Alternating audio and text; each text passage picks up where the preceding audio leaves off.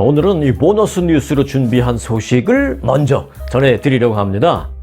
자, 한국에는요, 가끔 보면 노키즈 존이라고 해서 뭐 아이들을 데리고 들어가지 못하는 그런 카페나 무슨 음식점 등이 있고, 물론 이제 찬반 논란은 있긴 합니다만, 또 의외로 이걸 뭐 지지하는 사람들도 꽤 있기도 한데요. 이 업주들의 경우는 뭐 대부분 그런 걸 좋아하는 그런 상황입니다. 자신의 상황에 맞게 아이들을 좀 안 데리고 왔으면 좋겠다라는 그런 노키즈 존. 그런데요, 최근에는 아이들이 아니라 나이 많은 어르신들은, 나이 많은 고령자들은 들어오지 말라라는 소위 노 시니어 존이 논란이 되고 있습니다.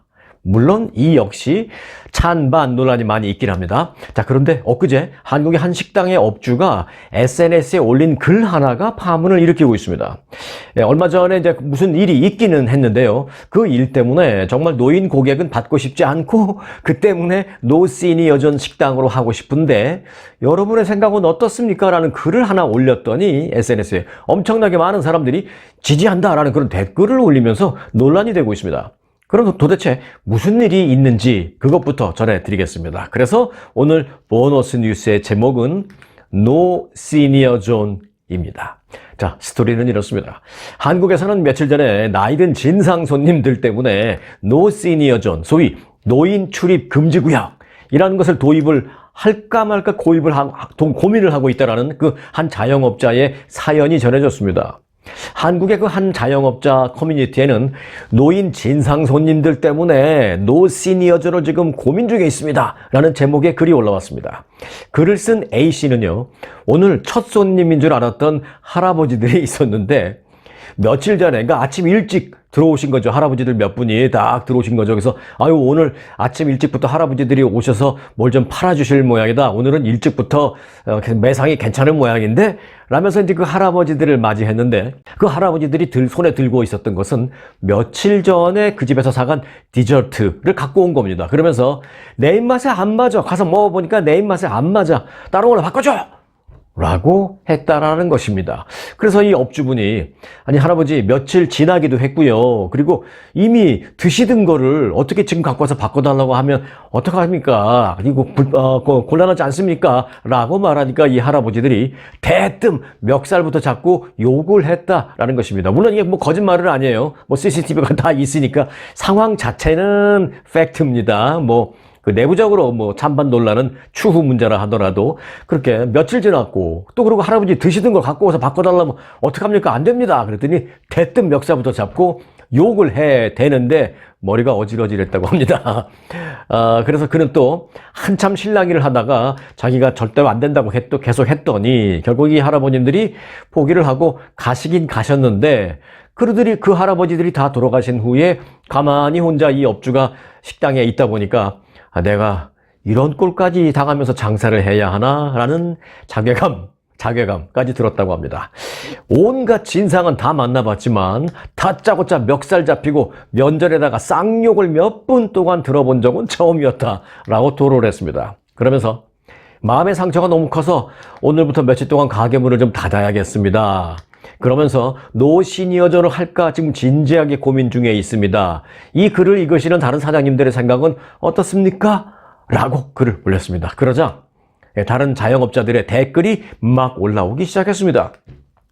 그런데 이제 뭐 예상하시다시피 자영업자들은 대부분 역시 자영업을 하는 A씨의 사연에 공감을 하죠. 당연히. 한 자영업자는 이렇게 댓글을 올렸습니다. 만만해 보이니까 그런 겁니다. 그런 사람들은 권리가 있는 사람들, 그리고 힘 있는 사람들 앞에서는 또 한없이 조아리는 경향이 있습니다. 그러니까 그냥 무조건 잘못했다 죄송하다 하지 말고 CCTV 있을 테니까 그걸 확보해서 경찰에 갖다 주고 경찰에 신고하고 앞으로 이렇게 폭행적인 그런 폭력적인 행위를 하지 못하도록 경찰에 갖다 줘라, CCTV를 갖다 줘라, 이렇게 해야 함부로 행동하지 않고, 또 만일 나이가 좀 있다고 해서 나를 어떻게 못하겠지라는 생각으로 함부로 행동을 하면 손해가 될 수 있다라는 것을 그분들도 좀 알아야 한다라는 상당히 구체적인 댓글도 올라갔습니다. 그런데 또 여기에 찬성 댓글을 올린 한 그 여성 자영업자가 눈에 띄었습니다. 이분은 그 사연이 있는 분이에요. 그녀는요, 한국에서 카페를 하는 자영업자인데 본인이야말로 100% 노 시니어 존을 지지하는 입장이고 자신의 카페는 실제로 이미 노 시니어 존이라고 붙여놨다라고 했습니다. 사실입니다. 노인 60세 이상 노인 출입 금지라고 써놨어요. 근데 60세 이상이 다 노인인지 모르겠습니다만은 뭐 여하튼 뭐 화가 나서 그런 건지 60세 이상은 출입 못한다고 노 시니어 존이라고 이 업소에 붙여놨습니다. 이 여성분은. 그러면서 이 여성분은 그럴 만한 스토리가 있다라고 자신의 사연을 올렸습니다. 이 여성 카페 업주분의 스토리는 이렇습니다. 작년 5월 60세 이상 어르신 출입 금지, 출입을 제한합니다 라는 표지판과 함께 노 시니어존을 선언했다라고 먼저 전제를 했습니다. 그러면서 물론 그 선언 직후에 많은 논란이 있었다는 것도 저도 잘 압니다 라고 말하면서 자신의 사연을 듣고 나면, 내 사연을 듣고 나면 일견 이해하시는 분들도 많이 있으실 겁니다 라고 이제 글을 시작했습니다. 한마디로 말해서 이 카페 여사장님은요, 동네 할아버지들 때문에 이게 뭐 노 시니어존을 붙이지 않을 수가 없었다라는 것입니다. 동네 할아버지들의 그 희롱적인 말들, 이런 것들에 못 이겨서 이런 공지문을 붙여놓고 노 시니어존을 선언했다라는 것입니다. 이 여성 카페 사장님은 동네 할아버지들이 와서 아침 일찍부터 와갖고 커피 한 잔 시켜놓고 하루 종일 앉아 있으면서 물 좀 더 갖다 줘라, 이것 좀 치워줘라, 뭐 휴지 더 갖고 와라 등등등 계속 불러대는데 어느 날은 일로 와보라고 하더니 당신이 사장이에요? 그렇다고 하니까 여사장님이 내가 말 많이 들었는데 당신이 사장이군 하면서 네? 마담이 예뻐서 옵니다 라는 말도 했답니다. 요즘 뭐 마담이라는 말은 잘 안 쓰는데요. 여하튼 뭐 사장님이 예뻐서 옵니다 라면 조금 모를까 마담이 예뻐서 온다라고 하셨대요. 뭐 여하튼 듣는 입장에서는 마담이라고 했던 사장이라고 했던 조금 언짢을 수도 있는 그런 말이죠. 물론 여성분들 입장에서는. 그리고 거기다가 더불어서 옆에 있는 다른 할아버지는 이런 식으로 말했다고 합니다. 내 마담이 예쁘니까 커피 맛이 더 좋더라 라는 그야말로 희롱 섞인 발언을 하기 시작했다는 것입니다. 그래서 그런 노인분들을 여자 사장님 혼자 감당하기가 어려워서 노 시니어 존이라고 써 붙이게 됐다라고 밝혔습니다. 자, 물론 그 모든 나이 든 사람들이 다 그렇지는 않을 것입니다. 그래서 이런 한두 가지 케이스를 마치 전체 인연 확대시키는 것도 저는 경계해야 할 것이다라고 생각합니다. 실제로 일부 진상 어르신들을 핑계로 평소에 노인 손님을 받고 싶지 않았는데 이참에 잘 됐다 하고는 막 부하 뇌동하는 그런 자영업자들도 있을 것입니다. 잘 됐다. 나도 이참에 노인 손님을 받기 싫은데 저 사람들 스토리에 나도 숟가락 얹고 막 좀 몰아가자. 뭐 그런 사람들도 있을 겁니다. 반대로 또 이제 심적, 경제적 피해를 입는 또 그런 자영업자들도 또 실제로 있겠습니다. 있을 것입니다. 하지만 저는 그렇게 생각합니다. 문제가 있으면 문제를 해결을 해야지 그렇다고 그냥 무조건 노인 출입 금지라고 써 붙이는 일은 자제해야 한다라고 생각합니다. 제가 한국 법은 정확하게는 모르겠습니다. 하지만 미국에서는 당연히 안 되죠. 이거는 에이지 디스크리미네이션이죠. 나이 차별 금지죠. 이 법을 지켜야 합니다. 미국에서는. 그러니까 미국에서는 그런 식으로는 안 하죠. 하지만 이제 한국에서는 그런 법이 없나요? 한번 찾아봐야 되겠어요. 저도. 하지만 그런 법이 뭐 없으니까 이런 사인을 붙여놨겠죠. 자기 집 앞에. 여하튼 문제가 있으면 문제를 해결해야지 무조건 멀쩡한 그리고 정상적인 사람들까지 이렇게 싸잡아서는 안 된다라는 게 제 생각입니다. 그래서 아무런 문제 없는 그런 사람들까지 싸잡아서 이렇게 뭐 노 키즈 존, 노 시니어 존 이렇게 해결하려고 하는 마음, 이건 좀 조심해야 된다, 경계해야 된다라는 그런 의견을 이곳 미국에서 멀리서나마 한국으로 좀 보내드리고 싶은 그런 마음입니다. 자, 이 내용을 접한 여러분들도 많은 생각이 드실 텐데요. 찬반, 논란도 좋습니다. 뭐 뜨거운 논란도 좋습니다. 댓글로 여러분의 의견을 전해주시기 바라겠습니다. 함께 공유할 만한 의견들은 내일 이 시간에 제가 소개를 해드리겠습니다. 네, 여러분들 비틀즈 좋아하시죠? 네, 폴 맥카트니가 비틀즈의 명곡 중에 명곡 Yesterday 라는 음악에 나오는 한 구절 가사, 내가 뭔가 말을 잘못했나 봐요 라는 그런 뜻인데 I said something wrong, I said something wrong 뭐 이런 식으로 하잖아요. 그 부분 I said something wrong 이란 그 가사가 어떻게 해서 자신이 만들고 그렇게 나오게 됐는지에 대해서 수십 년 만에 공식적으로 이 부분에 대해서 설명을 했습니다. 폴 맥카트니는 이 해당 가사는 사실 자신의 어린 시절 어머니와 나눈 대화와 관련이 있는 것으로 생각한다라고 말했습니다. 자기도 너무 시간이 오래돼서 조금 기억이 가물가물하지만 그렇다는 얘기 설명을 했습니다. 지금까지 그 가사 내용, 내가 뭔가 말을 잘못했나 봐, I said something wrong 이라는 그 부분과 또 뒤에 바로 이어지는 가사, 뭐 이제 나는 지난날이 무척 그리워져요, 뭐 그런 뜻이죠. Now I long for yesterday. 그런 그 가사, 요 가사는 관계 단절에 대한, 그러니까 폴 맥카트니의 어머니와 어떤 관계가 단절된 데에 대한 그런 이야기일 것이다라는 추정이 오랫동안 대중들 사이에 있었습니다. 그런데 이제 이거 폴 맥카트니가 설명을 한 거죠. 맥카트니는 그게 아니다. 어린 시절 상류층 영어 같은 그런 말투를 쓰던 내 어머니에게 나는 거친 말로 좀 상처를 줬던 그런 경험이 나의 잠재 의식 속에 남아있다가 무의식적으로 가사에 반영된 것 같다라고 말했습니다.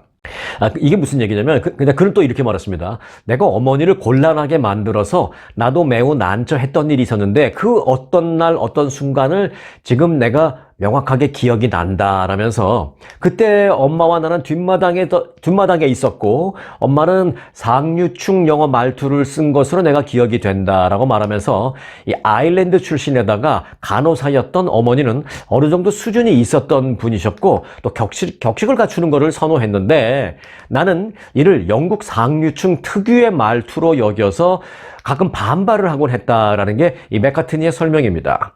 이 맥카트니는 24살의 나이로 이 Yesterday를 작곡했습니다. 그런데 24살, 그 당시는 지금 24살보다는 좀 아무래도 성숙했겠지만 그래도 어린 나이잖아요. 그러니까 뭔가 그 상류층의 말투를 쓰는 그런 어머니를 보면서, 엄마는 왜 그렇게 일부러 굳이 상류층 말을 쓰려고 하는 거야? 라고 왜 어렸을 땐 그런 생각 할 수 있잖아요. 그러면서 거기에 대한 약간의 반감으로 어떤 말들을 했는데 그런 말들이 좀 죄송하게 생각이 되기도 하고, 그래서 이제 이런 가사를 넣었다라는 것입니다. 그런데 이제 이 Yesterday라는 곡을 만든 건 어머니가 별세한 지 거의 10년이 지난 시점에 만든 것입니다. 그러니까 아마 그동안 알려진 대로 어머니에 대한 반감 때문에 또는 관계 단절 때문에 만들어진 그런 가사가 아니라 어머니에 대해서 일시적이나마 반발을 했던 자신을 되돌아보면서 어머니가 그리워서 만든 가사다라는 그런 뜻으로 설명을 한 것입니다. 폴 맥카트니가.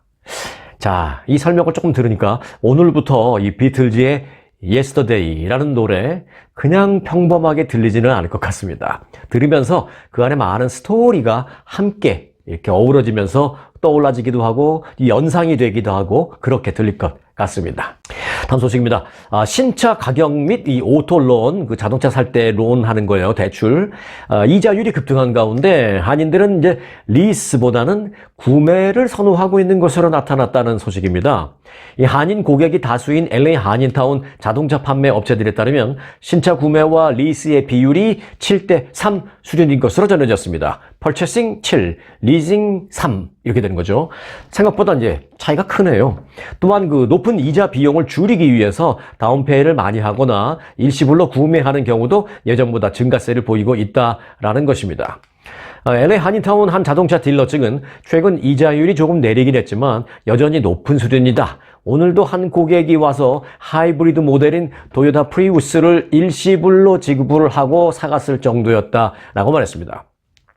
물론 이렇게 사는 게 돈이 전혀 없으면 불가능하죠. 하지만 또 돈이 아주 많아서, 여유가 아주 많아서 팍팍 캐시 주고 사는 것만은 아니라는 것이죠. 조금 부담이 돼도 저축하는 돈을 이걸 다 자동차에 써도 될까라는 부담감이 생겨도 이자율이 너무 높고 리스 컨디션이 너무 안 좋고 그러니까 그냥 조금 부담이 돼도 사는 사람들이 많이 늘어난다라는 것이죠. 이 펄체싱과 리스 중에 어떤 옵션이 유리한지에 대해서 많은 질문이 있는데 전문가들은 일단 이렇게 얘기합니다. 같은 브랜드라고 하더라도 이 모델별로 구매 또는 리스 프로그램이 다 다르고 수시로 변경되기 때문에 지금 이 순간 어느 것이 유리하다라고 말하긴 어렵다라면서 예를 들어서 도요타도 구매가 유리하거나 리스가 유리하거나 하는 그런 모델이 따로 있다. 도요타 중에서도 캠리 말고 또 있죠. 코롤라도 있고 그런데 이제 어떤 건 리스가 좋고 어떤 건 펄체싱이 좋고 그런 게 있다라는 것이죠. 렉서스도 마찬가지고요. 그렇기 때문에 어떤 것이 유리하다라고 단정 짓기는 어려운데 내가 갖고 있는 어떤 상황, 그 파이낸셜 컨디션, 그리고 또 내가 사고 싶은 어떤 모델, 요거를 이제 좀 구체적으로 갖고 와서 전문가한테 상의하면 유리한 걸 말해줄 수 있다라고 그렇게 얘기하고 있습니다. 그런데 이제 참고로 좀 흥미로운 그 조언을 해줬는데요. 단 옵션이 많은 비싼 모델의 경우에는 가능한 한 리스가 좀 유리할 수 있다. 뭐 이렇게 설명했습니다. 옵션이 많이 붙어 있는 경우에는 당연히 이제 구매 가격이 비싸긴 하지만 그 옵션이 들어있는 그것보다도 사실은 훨씬 더 비싸게 퍼체싱 프라이스를 붙여놓는 경우가 많으니까 옵션이 많으면 많을수록 고급차로 가면 갈수록 리스가 좀 유리하다. 뭐 이런 그런 조언을 해주기도 했습니다. 또 다른 한인 딜러는요, 최근 신차 구매와 리스 비율이 앞서 말씀드린 대로 7대3인데 이자가 높아서 최대한 다운페이를 많이 하려는 그런 경향이 강하다라는 것입니다. 한국차가 일본차에 비해서 상대적으로 리스가 좀 저렴하다라는 팁도 좋습니다. 옛날에는 사실은 일본차가 리스 컨디션이 상당히 좋았죠. 일본차는 고장이 많이 안 나기 때문에 중고차 밸류가 좋으니까 리스 해줄 때도 확실히 유리한 조건으로 많이 해줬는데 이제는 이제 일본차 못지않게 한국차도 중고차 밸류가 좋기 때문에 리스 조건이 상당히 좋다라는 것이죠. 그래서 지금은 오히려 약간 역전돼서 한국차가 일본차에 비해서 리스가 조금 더 저렴한 상황이다라고 그렇게 말했습니다. 물론 이제 퍼체싱 프라이스 자체도 좀 상황이 다르겠지만 말입니다. 자, 실제로 브랜드별로 한국차는 리스가 좀 많다고 합니다. 반면에 일본차는 구매가 많은 것으로 알려졌습니다. 물론 이것도 지금까지 설명드린 것 외에 플러스 알파 외적인 게 있습니다. 왜냐면 한국차는 뭐 10년 넘게 이렇게 갖고 타기에는 중간에 고장나는 거 아니야라는 생각을 갖고 계신 분들이 조금 있는 반면에 일본차는 아유 도요타나 렉서스는 10년 이상 너끈해 라는 생각을 갖고 있는 사람들이 많이 있기 때문에 조금 부담 없이 펄체싱을 한다라는 것이죠. 하지만 요즘은 한국차, 일본차 못지않게 아주 잘 나오니까 좀 비교를 많이 해보시기 바라겠습니다. 자, 요즘 실리콘밸리의 그 대세 회사는요, 구글도, 애플도, 테슬라도 아닌 바로 엔비디아라는 회사입니다. 엔비디아 잘 아시겠습니다만은 인공지능 AI에 필요한 반도체를 만드는 회사잖아요.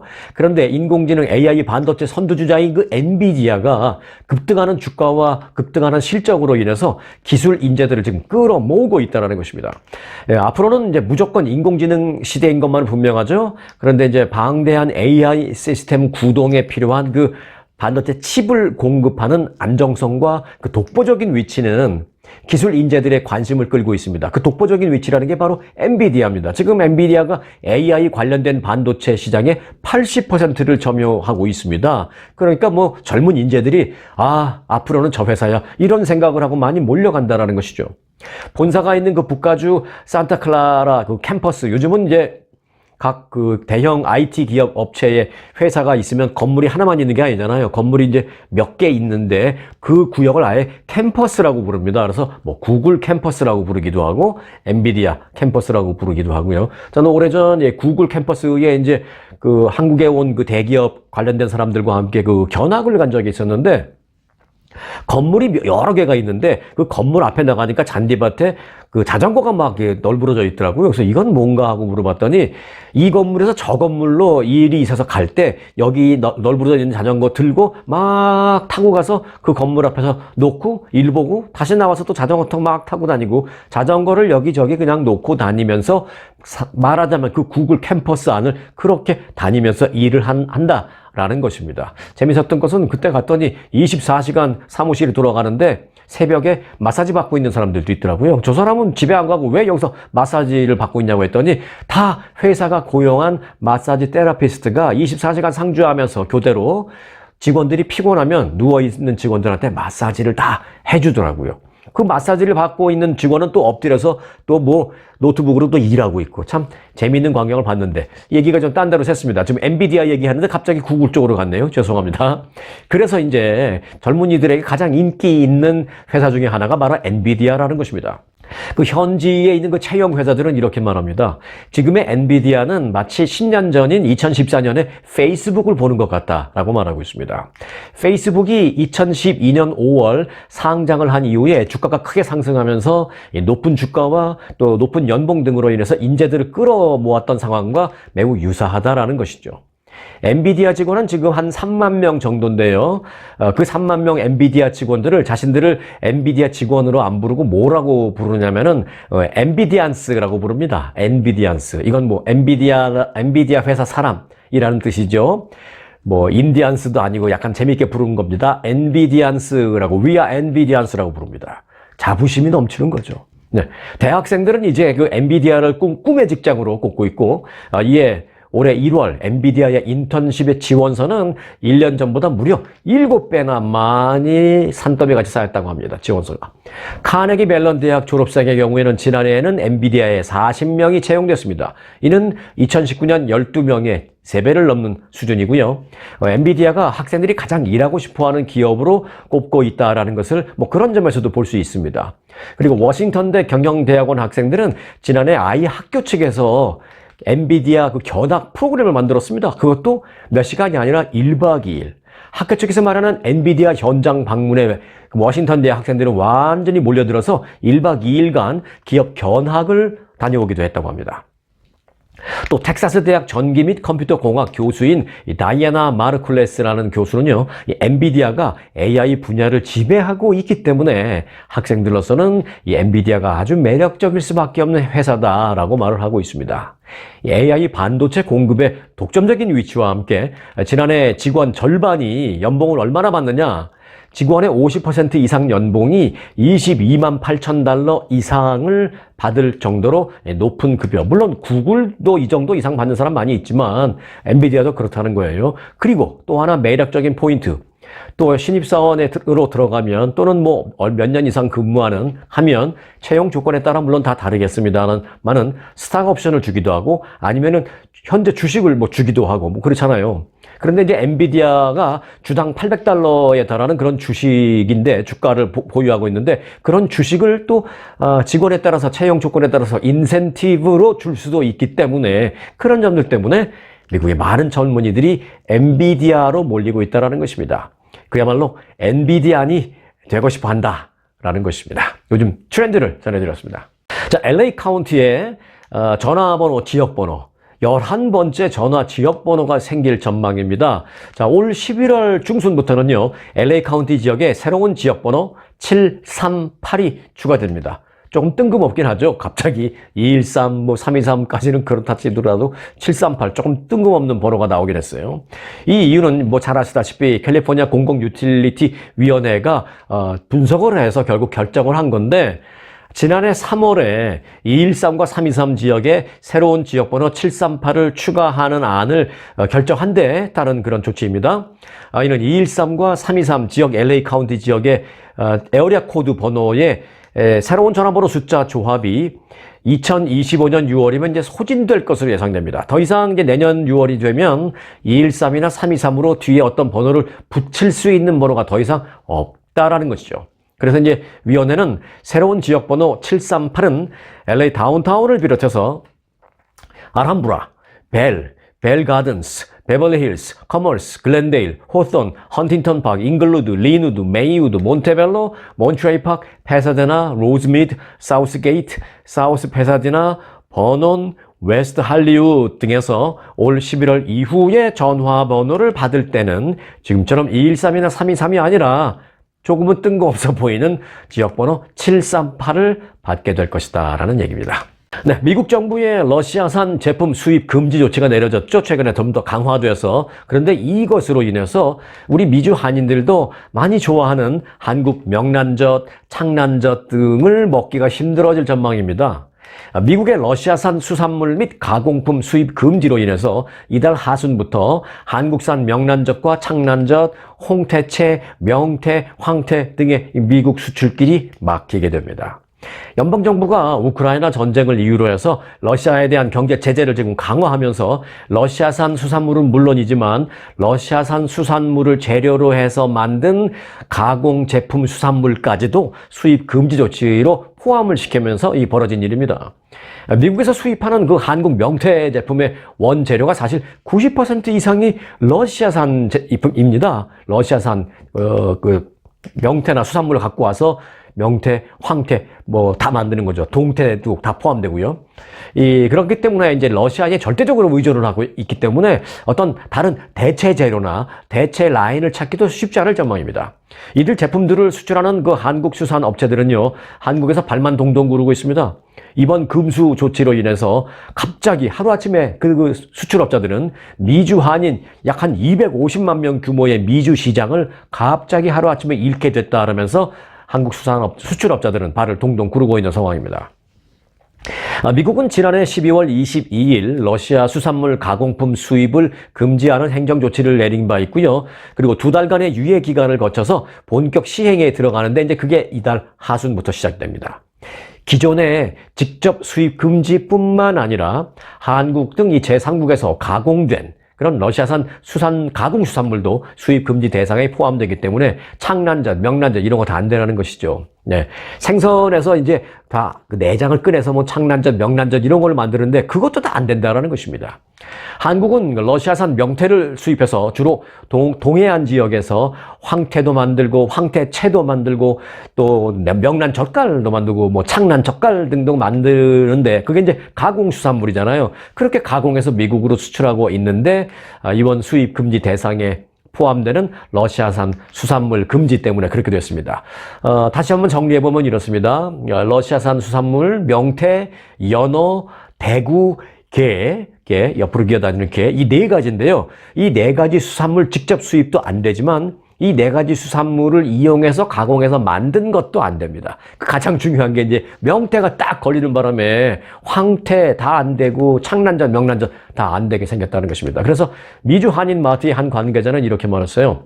아직은 재고분에 여유가 있지만 미리 가져온 것, 그런데 이 재고가 소진될 경우에 대체 상품 수입이 쉽지 않을 것 같다라고 말하고 있습니다.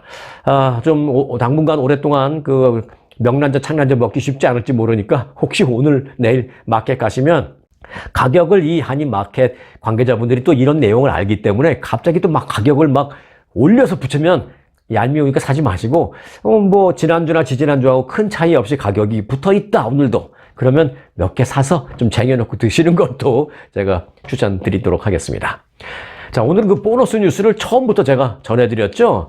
그렇지만 그렇다고 해서 보너스가 없으면 좀 섭섭하죠. 그래서 잠시 후 이 보너스 뉴스를 간단하게 하나 준비를 했는데 그 소식은요, 미리 예고를 해드리면 한국의 아파트에서 10년 동안 그 위층에 살다가 이사가는 한 주민이 아래층 주민에게 보낸 편지를 소개해드리도록 하겠습니다. 그럼 저는 30초 후에 돌아오겠습니다.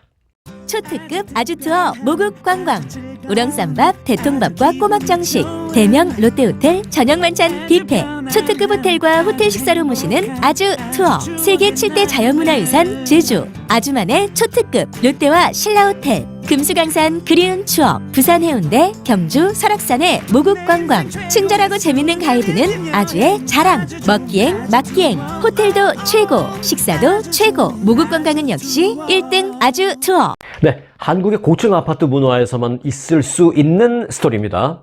이사를 가면서 층간소음을 양해해 준 아랫집 이웃들에게 편지를 보냈습니다. 뭐라고요?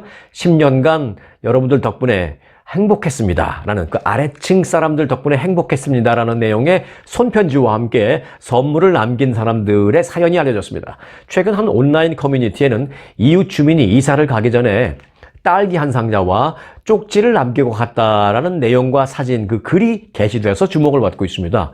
작성자 A씨는 퇴근 후에 집에 들어가는데 문고리에 까만 봉투가 하나 걸려 있었습니다. 그래서 확인을 해보니까 딸기 한 상자와 메모가 있었다라고 설명했습니다.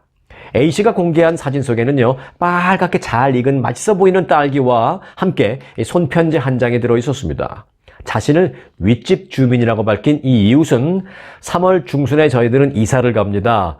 10년을 위층에서 살면서 덕분에 행복했습니다. 라면서 그동안 시끄러우셨을 텐데 배려하고 이해해 주셔서 정말 고맙습니다. 라고 말했습니다. 자신들이 키우는 아이들이 있고 그 아이들이 가끔은 쿵쾅쿵쾅 뛰는 경우도 있어서 아무리 말려도 아이들이기 때문에 쿵쾅쿵쾅 뛰는 경우도 있는데 그렇게 시끄러웠을 텐데 뭐 한마디 불평도 안 하시고 양해해 주셔서 정말 감사합니다. 라는 내용을 손편지로 쓴 것입니다.